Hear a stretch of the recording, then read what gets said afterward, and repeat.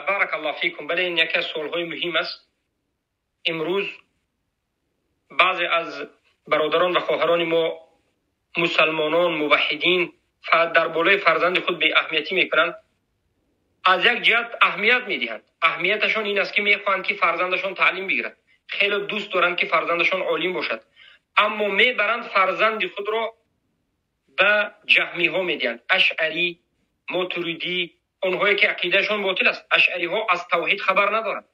ماتریدی ها توحید الوهیت ندارند، توحید اسما و صفات ندارند، توحید متابعت ندارند، توحید حاکمیت ندارند، توحید اطاعت ندارند. فقط یک نمود توحید دارند، توحید ربوبیت. معنای لا اله الا الله را هم اشعری ها و ماتریدی ها خطا بیان میکنند. در نزد اشعری و ماتریدی لا اله الا الله معناش لا موجود الا الله، نیست موجود بجز الله. از اشعری و ماتریدی دیده بسیار قریش، همون مشرکی که در زمان پیامبر صلی الله علیه و سلم بود، معنای لا اله الا الله را خوب میفهمید، زیرا که معنای لا اله الا الله در نزد اشعری و ماتریدی فقط ربوبیت است، در حالتی که قریش همون ابو جهل و ابو لهب و دیگر مشرکین ربوبیت را قبول داشتند. اذا سألتهم من خلق السماوات والارض فسيقولون الله وما ينزل الغيث فسيقولون الله. کی به شما باران میبارند؟ و ما يرزقكم من السماء، کی به شما رزق از آسمان میده و کی زمین آسمان حفظ میکنه؟ ابو جهل، ابو لهب، همه این کفاری که در زمان پیامبر میگه که الله، توحید ربوبیت مشرکا قبول داشتند. اما مشرکا مشکلیشون در الوهیت بود، برای همین پیامبر آمدند. یعنی مشرکا ربوبیت رو قبول داشتند، میگفتند که الله خودش خلق میکند، خودش رزق میدهد، یحیی و یمیت، زنده میکند، میمیراند، باران میبارد. اما آن مشرکا بین خود و بین الله واسطه گرفتند، هیکل پرستی کردند، تقرب به الله کردند، شفاعت را از غیر الله طلب کردند، عبادت غیر الله را کردند، مشرک شدند. امروز ماتریدی هم همین خیلی مثل مشرکا هستند، فقط توحید ربوبیت را قبول دارند. ماتریدی اشعری الوهیت را، یگانه الله را عبادت کردن را ندارند.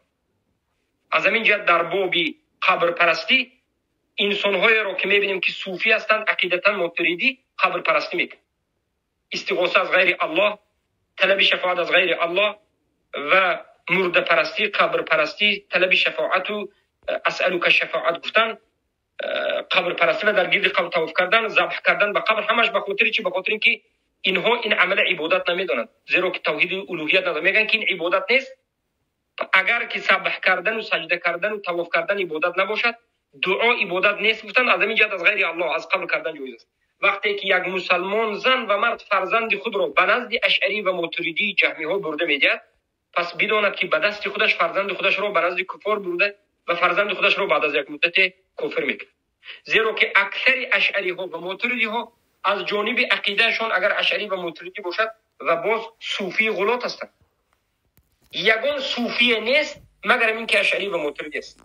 البته که اینها اگر چی شما فرزندتون رو برای تعلیم دادن قرآن و سنت برید هم، لیکن اینها به فرزند شما افسانه های خودشون رو، کفریات و شرکیات رو، قبر پرستی رو تعلیم میده. من یکی از جوانهایی که در نزد صوفی ها میرفت و تعلیم میگرفت سوال کردم که در نزد مکشم برادرها بودن، سوال کردیم که بعد از قرائت قرآن به تو چی رو تعلیم میدن؟ میگه که به یک حجره، به یک غرفه مرا میدارند، تنها به درون غرفه میمونند و به دستم تصریح میدن من 100 بار یا که 1000 بار عبدالقادر مرا شنو، عبدالقادر مرا شنو میگفت. ببینید شرک رو، عبدالقادر مرا شنو، عبدالقادر مرا شنو. به مرده عبدالقادر رحمه الله مردگی است 1000 سال پیش، این در دیگر جای دنیا است. قبر عبدالقادر در دیگر جای، در سری قبر عبدالقادر این سخن رو بدم کافر میشه. بعد از 1000 بار عبدالقادر مرا شنو گفتن، سنی از عبدالقادر طلب دعا میکرد. از همین جهت الله سبحانه و تعالی بیان کرد وقد نزل علیکم فی الكتاب أن إذا سمعتم آيات الله يكفر بها ويستهزأ بها فلا تقعدوا معهم حتى يخوضوا في حديث غيره إنكم إذا مثلهم إن الله جامع المنافقين والكافرين في جهنم جميعا.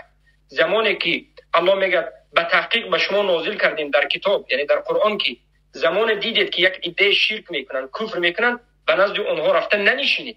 اینو آشکار و واضح دلالت میکرد که فرزندای خود رو به کفار ندهید که دینشون رو ویران بکنند. از همین آیت حجت میگیرند و فرزندهای خود را مطلقاً به مکتب‌های کفار دادن را حرام میکنند.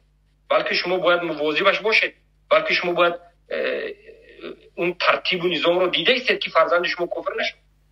از همین آیت حجت میگیرند به دیدسطهای کفار دادن را حرام میکنند و به نزد کفار و مشرکین از اهل بدعتی که معطله و جهمی و قبولی و عزیری هستند، بر از اینها فرزند رو دادن رو چه میکنند؟ منع میکنند. بارک الله فیکم.